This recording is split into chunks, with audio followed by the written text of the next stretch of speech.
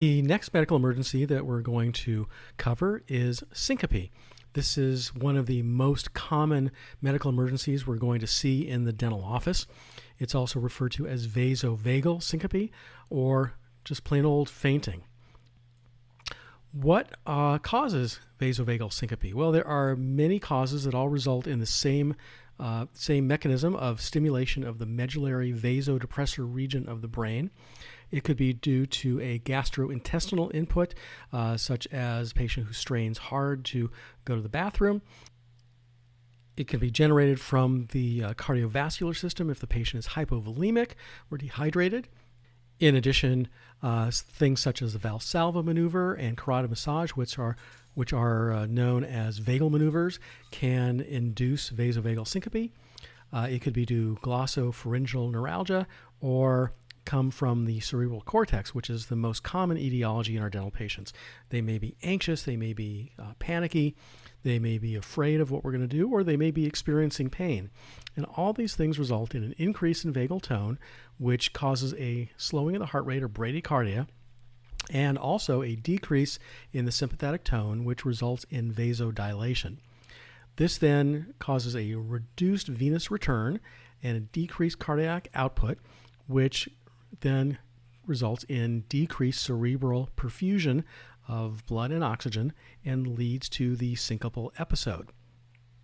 Now, what are the signs and symptoms that the patient is leaning towards vasovagal syncope? Well, they may become, of course, they're going to become first pre-syncopal, and that may be pallor of the skin.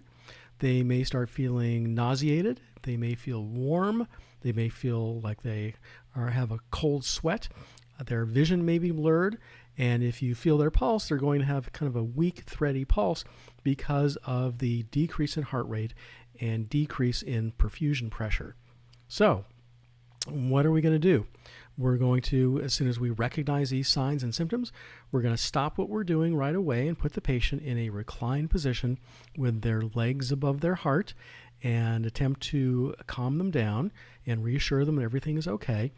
Get them started on some oxygen and get a cool towel or cold compress to put on their forehead. Hopefully this will stop the pre-syncopal stage from becoming full-on syncope, in which case the patient is going to lose consciousness. And if this occurs, of course, one of the most important things we want to do is make sure the patient maintains a patent airway. So we're going to make sure the patient's airway is open and they're breathing.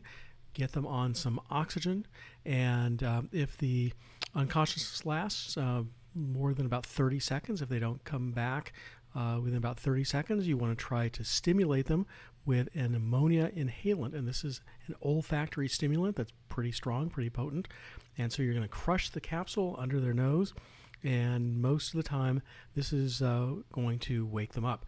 Now, if they don't wake up right away, then you want to, again, continue making sure that they are breathing, that their airway is open.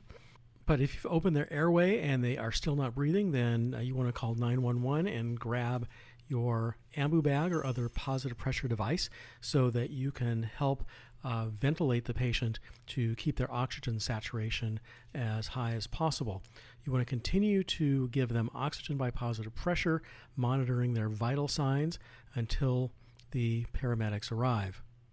You may also want to consider other possible causes of unconsciousness, such as hypoglycemia, or possibly our next topic, which is benzodiazepine overdose, in preparation for the arrival of EMS.